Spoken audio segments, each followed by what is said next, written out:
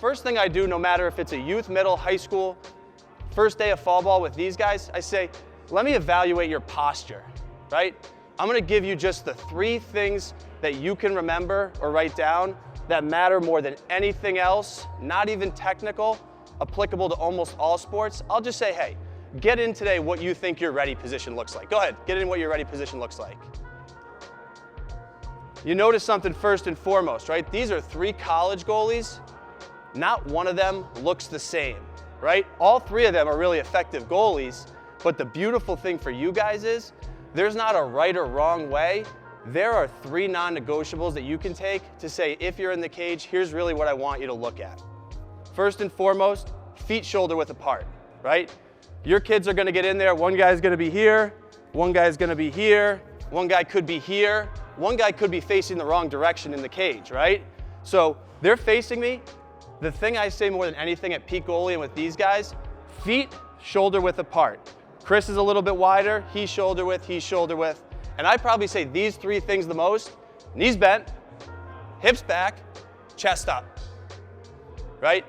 At goalie clinics, it's exhausting saying that, but if you can take one thing that you can learn just from goalie play, knees bent, hips back, chest up.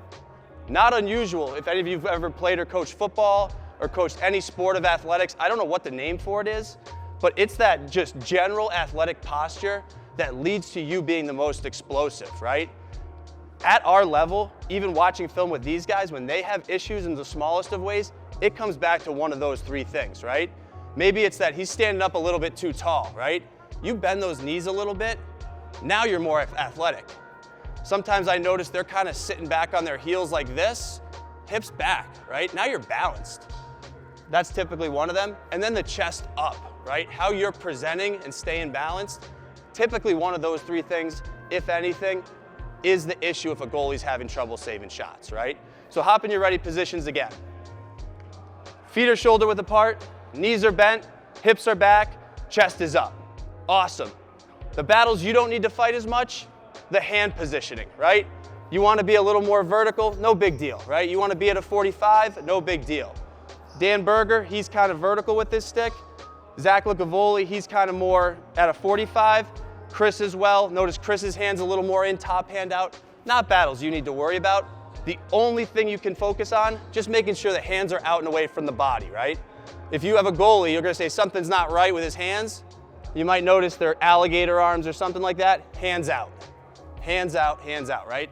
So if you can just remember those 3 things, even if you're not saying, hey, I'm the goalie coach, knees bent, hips back, chest up, hands out, right? From there, you start to get into the technical side. It's when I go over with the face-off guys and they're talking about all this other stuff and he's like, the first step, the last step. I don't know half of it, but they give me 1 or 2 things that if I have a face-off guy, I can always go back to just to make sure he's getting a baseline and getting better. Once we have that ready position, just hop in it. Good. You're athletic, you're balanced, weight on the balls of your feet, awesome. Throw your sticks off to the side. And guys, just move for a sec. Just kind of step over. We have, and I know you guys have limited resources, these are the contents of what we call our goalie bag. It's a bag that we have at practice every day that becomes, when I can't be with the goalies, our goalie coach. And what it contains is a basketball, a few agility ladders, a jump rope, tennis balls, a weighted shaft, and a resistance band, right? If you have any number of footwork tools, a basketball, I'll show you why, that becomes the time when I go work with the defense that I can say, guys, it's important for you to get better, grab the goalie bag, and we've talked about what those tools mean. If you have a parent that can be there or another coach, great. But if not, we say, guys, here's the plan, execute these things. Typically where we start, Zach, you got a helmet on, you look good. Hop in the cage, no stick.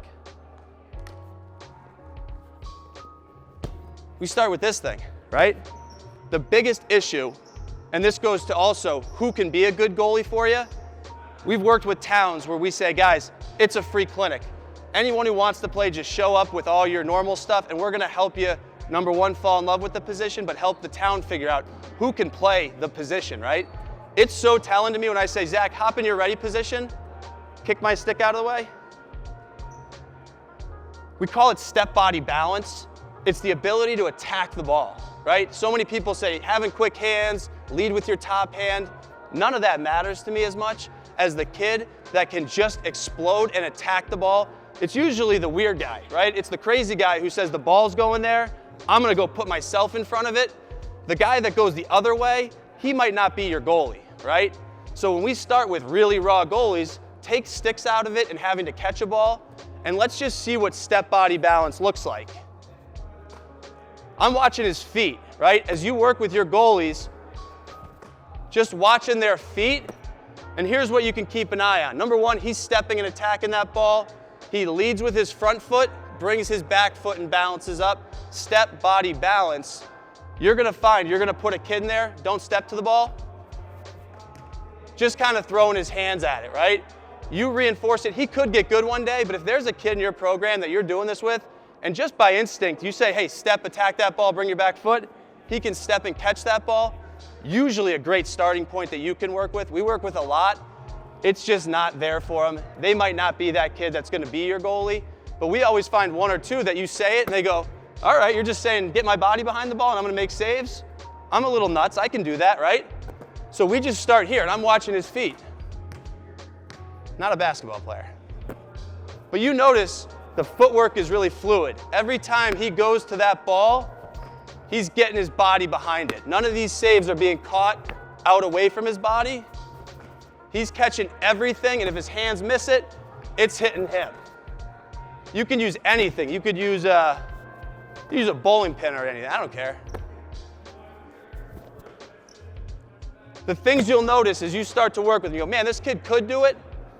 The three keys: step, body, balance. First movement, step to the ball. Second movement, bring that body with. Third one, balance up, right? We typically find a kid that can do it. Okay, great. He's great at stepping. Something's not right. He's just catching it here and doing one of these. On this side, doing one of these. Our goalie bag has something that's not out. Throw that guy on. A lot of you guys may not have this. We use it more as an analogy and saying, hey man, if I could tie a rubber band to your ankles, how would this drill look if there was a rubber band tied, right? You might not have the tool, but when I notice that third piece is step, body, balance, balancing up isn't there, we take this elastic band out, do the drill again. Right? You say that to a kid and say, if there was a rubber band and you stepped, what's likely gonna happen? He goes, oh, my back foot would snap. Yep. But now we're working on the third part of step, body, balance. Good.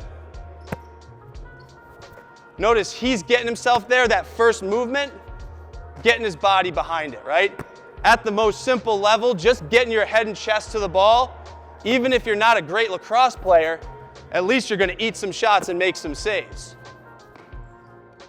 Good, two more. Last one. Awesome, go ahead and take that band off.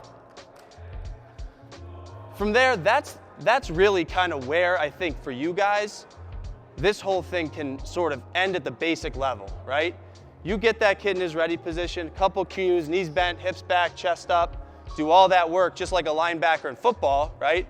When he's loaded and a running back takes a handoff, his first movement's that step forward to attack the hole, attack the gap, right? Same thing as a goalie. That shot comes, first movement, step and attack the gap. That's all you really want, right? Even if they're not the greatest lacrosse players catching, you'll find the best youth and middle school goalies can at least attack that ball. And that's what we try and build. We say it so much, attack, attack, attack. I do hear goalie coaches say, lead with your top hand, explode your hands at the ball. I don't frankly believe any of that. I don't have quick hands. My hands aren't as good as my size, but my feet, right? So when you get to college, shots come too quick, right? You can't always get your stick there. Tillotson, I'm gonna pick on you a little bit, in a good way, right? There are those moments, a great shooter shooting off stick low, getting from here to there, there's no one in the world that can get their hands there quick enough to make the save. Chris Tillotson makes a lot of saves with that inside arch of his foot, right? When that shot comes, lead with the body, that shot's there, his hands aren't, boom, right? But you find a kid that has that instinct, may not be your most talented player, it might actually be your best athlete. Don't let your head get big. Chris is one of our best athletes, right? We run in practice, Chris typically comes in first. We go to the weight room, the guy who lifts the most is another goalie, right? Two guys that don't ever come out of that little circle, but they end up being really effective goalies. I played because I was out of shape and had asthma. It's changed now where these guys, you watched the Maryland game yesterday and a lot of lacrosse, these athletes tend to be the best goalies because we play an athletic position, as funny as that sounds. So I say that because it's a selling point, right? No longer can you say, hey dude, you can't run and you have asthma, go get in the cage. The kid who's a great athlete might be your best goalie. Unfortunately, right, he's not scoring goals. But again, you say, we want a great athlete in the cage. My 10-year-old brain says, I think I'm a great athlete. Let me give this thing a try, right? You're kind of building sort of a sense for what could be, right? The last part of what I'd encourage you to do, go ahead and pick up your goalie stick. Most of you guys, youth, middle school, youth, lower level, take the fear out of it, right? Take the fear out of it. There's no harm. We do a lot with tennis balls, and if I was coaching youth, when I'm working with these guys one-on-one, we would use these a ton because frankly, a lot of kids don't want to eat shots, right? One of the questions always comes up, should we pad our goalies or shouldn't we, right? Put on the shin pads, the leg pads, the elbow pads, pad them up, right? If a goalie's gonna leave the position because he's getting hit with shots and he wants to go and score goals, that stinks, right? So using these, especially during some transition drills, right? We do the dive bomber drill at practice. It's a 3v2 inside finishing drill using these, right? Not helps our shooters and our offensive guys because they have to soften their hands, but frankly, we want these guys to stay preserved too. Great tool to have. But typically, right, I get that now, say 5 minutes, I evaluate it, I have 5 minutes left, just starting with a basic warm-up to see what that all looks like coming together, right? Ready position, knees bent, hips back, chest up. The enemy now, he has a lacrosse stick in his hands, he's playing the game of lacrosse. What we said before is the most important. He's stepping to the ball, he's making the save, awesome. Look at this, typically a good warm-up, 5 off stick high, 5 stick side high, 5 off stick high, stick side hip, off stick hip, stick side low, off stick high, off stick low, right? What's gonna happen is you're gonna get in and start working with this kid. He's gonna be so hyper-focused on catching the ball, he's gonna forget to step body balance. You're not step body balancing, let's focus on that. Drop your stick. Midway through that first warm-up with the new goalie, here we go again. Don't have a big basketball, we have this little thing, step body balance. Take lacrosse out of it. Good, you're doing it, awesome. Perfect, great. There's a kid who then can't even do that. We then say, all right, I'll put my stick down too. Mirror me, ready? Step to your right, go ahead. Good, reset. Step to your left, good, reset. Step to your right, good, reset. Building back up. Any of you PE teachers? I give credit to teachers. Someone said part whole teaching, right? Where if you can peel back layers to identify the problem, then you can grow from there. We part whole teach when we identify it's that footwork piece to take every variable out until we identify the problem. To the point of just saying no more balls or sticks, right? Reset, ready position. Step to this side, go. Good. Step to this side, go. Good. Okay, do it again. Do it with the tennis ball in the hand. All right. Pick your stick back up again. Now can we do it, right? But take lacrosse out of it, just getting these guys to attack that ball. Good. Awesome. Good. But as I'm going through it, right, we're getting down to the end of our 10 minutes that we've devoted to our keepers. I just want to make sure that their minds are athletic linebacker stance and attacking the ball with step body balance. If that's one thing that you can get through to those guys, that's the biggest win of them all, without getting too technical. Awesome. Any questions about that? And again, there's a lot of layers, but to me, again, I go back to face-offs, which I don't know. If someone dives too deep, I don't have the bandwidth to process it all. Step body balance, ready position. Any questions about that? How often do you use that basketball drill? We use the basketball when we typically find that the stepping is an issue, right? It's a big object that they have to take lacrosse out of it. A lot of times not our college guys, but when we're at peak goalie, there's a lot of drills where I say, hey man, we're just focused on your feet. Let's get rid of the sport and bring in a big object that all I care about is you just step and catch it in front of your body. What we do most days at practice, let me get Chris and Berger. If you're in the lucky spot, you have 2 goalies, this is a great thing. You have to go coach the defense or the offense. Drop your stick, Berger. Just start with the partner step body balance drill. You guys can do it together. So facing each other, just step body balance, getting your body in front. If you have another human, that's great if it's just one goalie. If you don't have another human and have a wall, send that guy to the wall. Same exact drill. When I was in college, that was my spot right there. I spent more time there because Coach Cork, who's my partner, didn't always have the time for me. Just me on that wall doing that by myself. It made such a huge impact. I said it to the guys this morning. I go, you do that for 5 minutes, once a day, for 100 days, call that 1%. You get 1% better over 100 days, what happens, right? The 8-year-old kid goes, that's 100%. I'm like, you're going to Harvard, awesome, right? But that 5 minutes that these college guys do it, call it 1%, over 50 days, that's 50% better in that key area of step body balance, hand-eye.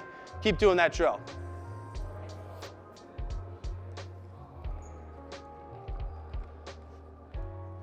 So we have them go hips and higher, and then we say, hey, test yourself, right? Go hips and lower a little bit. Still get your head and chest down to the ball. Get your body there. Good. But this is something that you can take, right?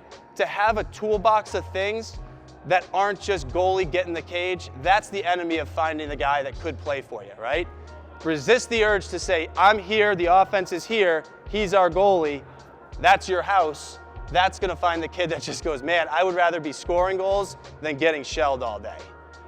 Some of the other stuff we have that makes a huge impact, I know your resources are limited. We have our agility ladder, right? If you have that resource, awesome, right? Anything you can put into your practices for your goalies that just builds foot speed, that's 1%, right?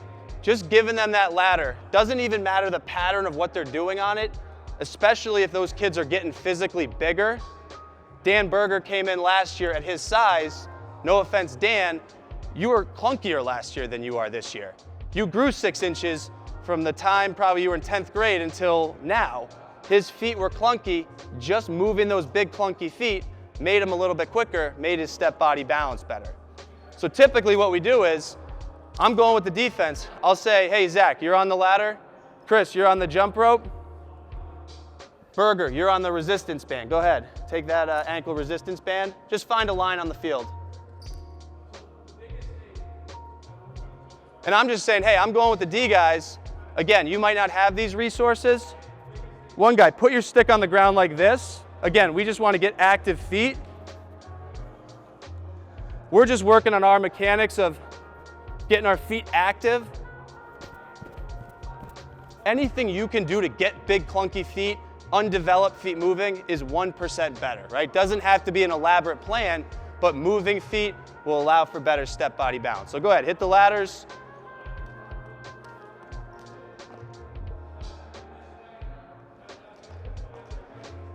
Get creative, right? We all don't coach with Nick Saban resources. We have to make the best with what we got. Optically too, what this does, I think, it acknowledges the fact that there's 3 guys on the field together that have a plan, that can do work and get better, while the O guys are running, right? So the kid that might be your goalie that hates to run says, those guys are doing something to get better, and they don't have to run, but they are cared about. Optically, you might find a kid who comes to you and goes, I kind of want to go with those guys today, right? The one kid over there, you might find 2 now. But just having a little bit of work to put towards something, again, I want to help you foster finding somebody that might want to play the position. So beyond that, we have some other great tools. They all complement step body balance. This thing's great for us. Again, not a lot of people have it. We stole it from our weight room. Talk about creative resources. We didn't buy one thing in here, we stole them all. So I'm not proud of it, but we have a tight budget.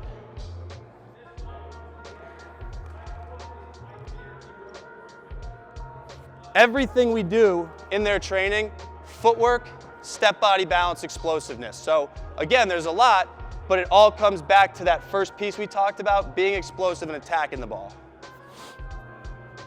Building resistance into it. If you've ever seen a player use a weighted shaft, you use a weighted shaft because when you get the light shaft in your hands, it's a lot easier, right? Having this resistance has to make you more explosive. All we care about is that they take their big bodies and get it behind the ball. Awesome. Good. Perfect.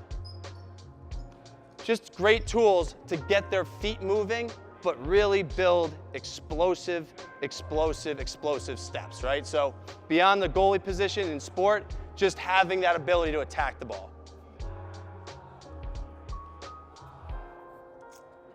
Mention weighted shaft. You might have a shaft that someone shows up to practice with. Talk about layers of building what we want. This shaft has a bunch of pennies in it.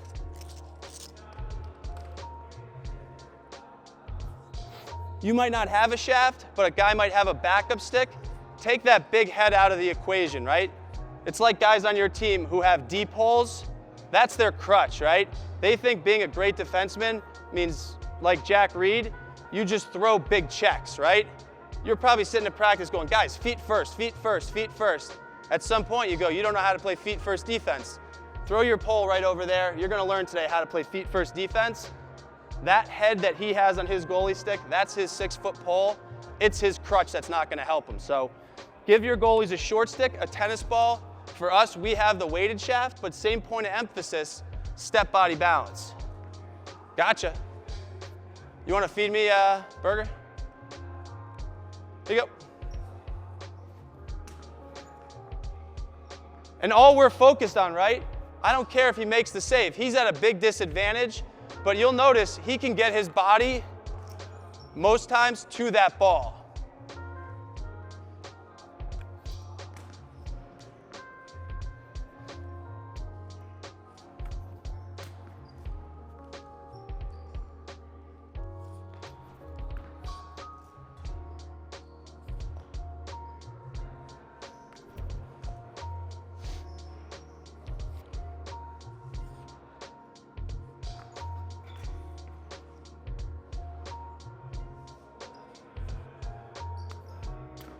There was an old day, right?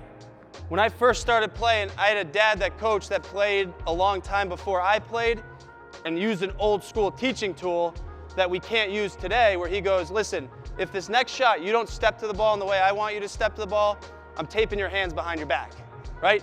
He taped my hands behind my back. He said, now make the save. Had to think about it, right? I might get fired doing that today, but everybody's trying to make the same case where what's your biggest asset? Your size in your body, finding the most creative ways to get that through to these kids, and a kid that wants to do it, that's what we're working on.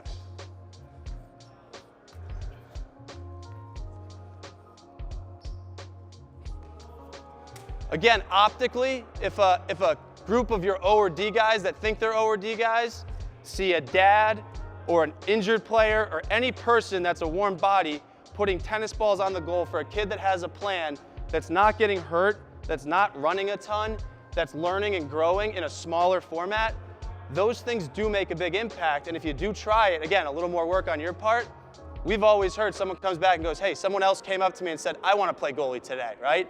I know that's a challenge you have, but some of these little creative drills, if they're doing them off to the side while you're working with the other guys, someone might say, hey, I kind of want to go do that. That looks like fun.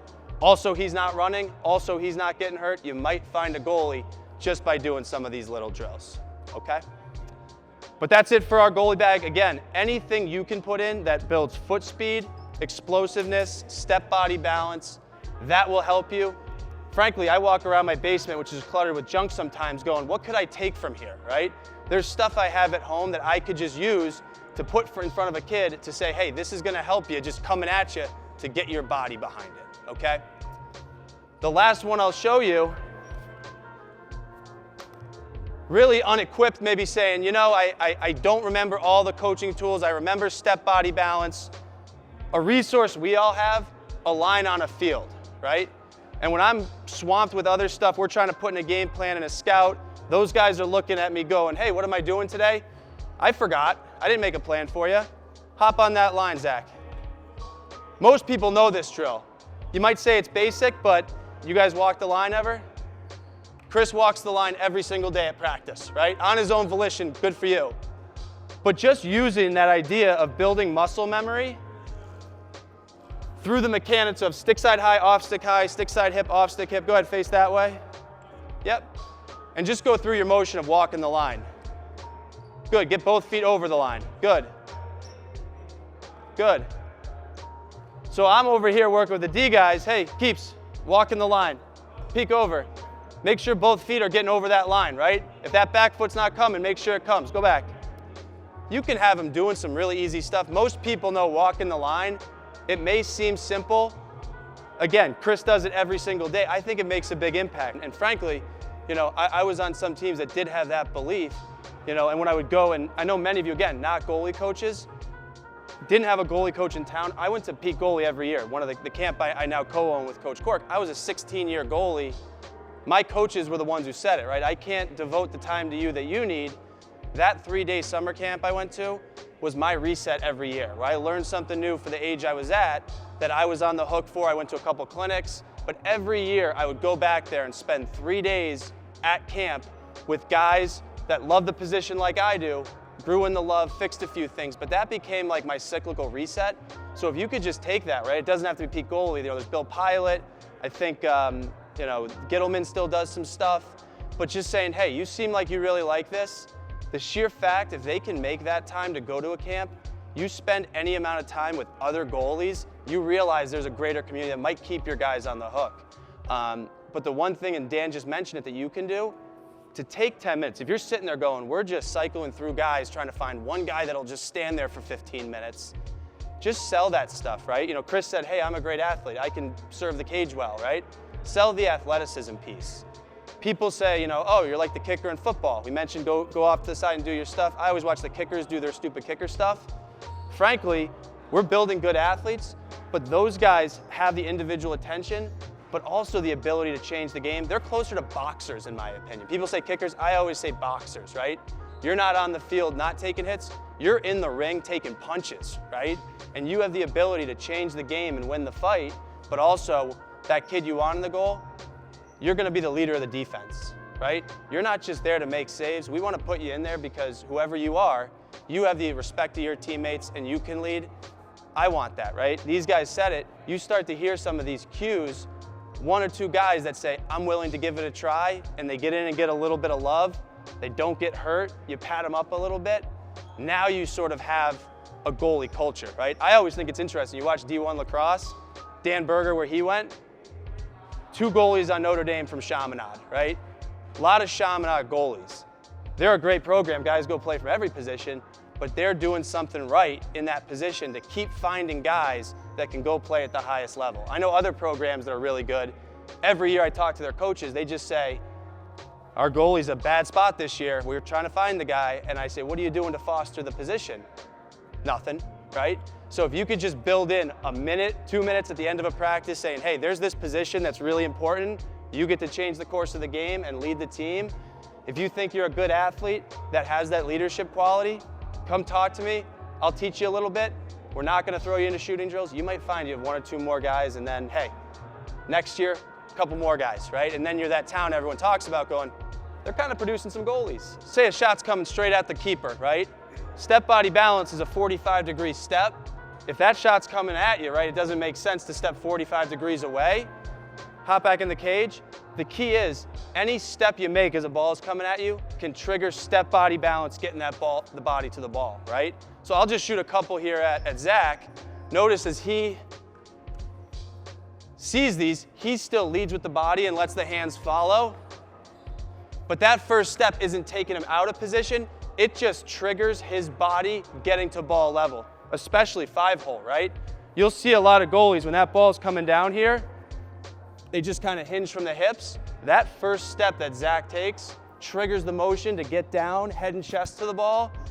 Again, an old school day, you probably can't do it anymore. Coach would tie a string from your face mask to the head of your stick, Now make a low save, right? Stick head goes down, physical head goes down, chest to the ball. Everything's about wherever that ball's going, we want to get this in front of that thing. So I'll shoot a couple low here on Zach.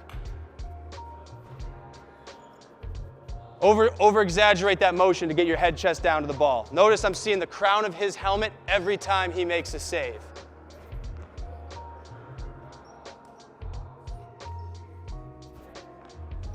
But that first step, regardless, again, he's not putting himself out. That first step triggers the hips, head, everything to drop. Step body balance.